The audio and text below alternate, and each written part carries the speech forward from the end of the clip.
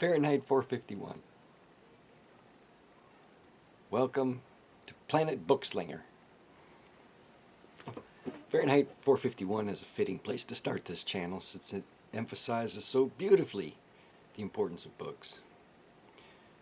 And Ray Bradbury is an interesting man. He lived from 1920 until 2012. He was a witness to World War II, despite being rejected for service due to poor eyesight. He also saw the post-World War of nuclear reality, the golden age of science fiction, the space age. He was 48 years old when man touched the moon. He lived well into the computer and information age. Bradbury is credited with 27 novels and writing 600 short stories. He was born in Indiana in 1934 at the age of 14. During the height of the Depression, his family moved to Los Angeles, supposedly with a total family net worth of $40. While roller skating through Hollywood, Ray Bradbury met George Burns, who hired him to write for his radio show, Burns and Allen radio show. He was an avid reader of early fantasy authors such as Jules Verne, Edgar Rice Burroughs. His interest led Ray to join a science fiction club and to write short stories for publication and seek the company of other authors. He met Robert Heinlein, for example, shortly after high school. His first collection of short stories was published by Arkham House, which was founded, of course, by August Derleth, principally to keep the works of H.P. Lovecraft in print. He married Maggie McClure, daughter of a local restaurateur and part of the McClure's magazine family. He met Maggie while she was working in a bookstore, Fowler's bookstore, I think, in Los Angeles. Story has it she accused him. He came in a trench coat on a warm day, and his behavior was so strange. She apparently accused him of stealing. They got married. She worked. He wrote. She rode the trolley all the way across town to a job to support his efforts. When she told him she was pregnant in 1949, Ray rushed to New York, where over a single dinner he sold 2 outlines for the Illustrated Man and for the Martian Chronicles. Fahrenheit 51 followed in 1953, depicting a world that Ray originally thought wouldn't come to fruition for 4 or 5 decades. But several weeks, he notes, after publication, he saw a couple walking, a man and a woman. The woman had a transistor radio in her hand and an earphone to her ear.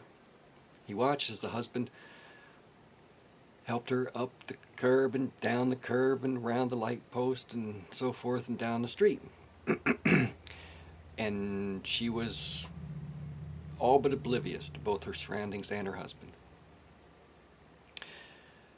Fahrenheit 451 was Bradbury's only work that he considered science fiction.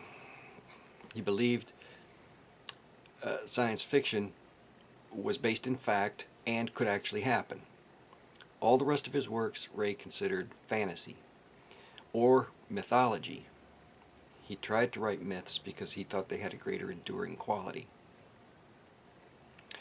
In 1982, he wrote an essay, "People ask me to predict the future when all I want to do is prevent it." Fahrenheit 451 is, of course, the temperature paper catches fire. The book takes place in a future America where books are banned in the interest of happiness. Happiness! Apparently people have become fascinated with media, sports, soap operas.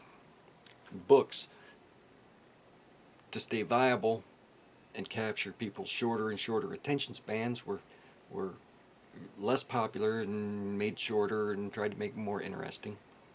Various people protested controversies, outdated content, devalued books. Differences in ideas and opinions made people unhappy. Government, taking advantage of this, as they will, found that they could make people more happy and complacent with drugs and walls of vivid entertainment. Government was soon able to make war without the public even questioning it, only occasionally musing, why are these bombers flying overhead? The main character of the book is one of the firemen that's paid to destroy books. Through a series of events, he begins to question life and whether or not the books actually have value. The death of a friend, conversations with his wife to prove she's just oblivious to what's going on, the suicide of a woman who chose to burn herself up in her house rather than surrender her books. He begins to wonder what is in these books. What if the information inside them would shed light on why these things were happening?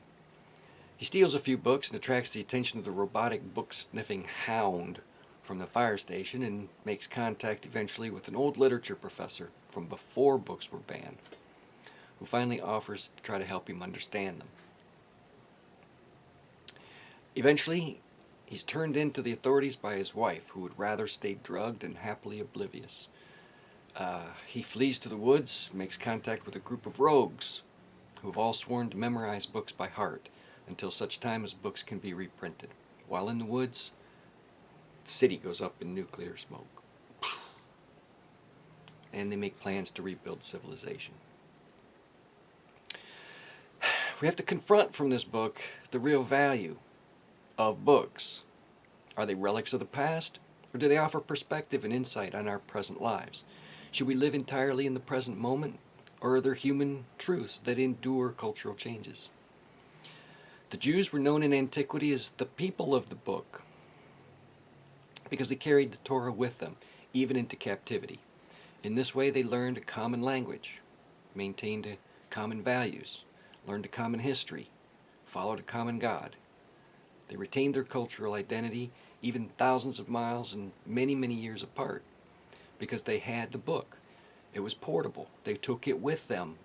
In traveling, many years later, they could always find their people because their cultural identity remained essentially intact. Planet Bookslinger believes that books have a spiritual value and that they speak to us, that we can hear the voices within them of other cultures, other ages, other experiences. And although we may not fully understand them all, the thought of living without books is to all but give up on humanity itself. To focus only on what is presently in front of us is simply absorbing scraps of data. We can no way convert into relevant and coherent experience, and in no way can be shared in common with others. News stories are good, cat videos are good, toys are good, sporting events are good. They all have their value, they all have their place. But nothing embodies the scope, the breadth, the depth, the texture, the portability, and the endurance of books.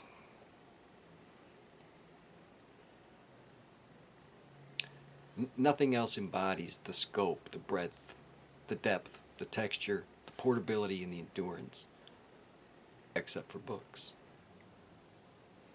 This has been the Portable Bookslinger. No.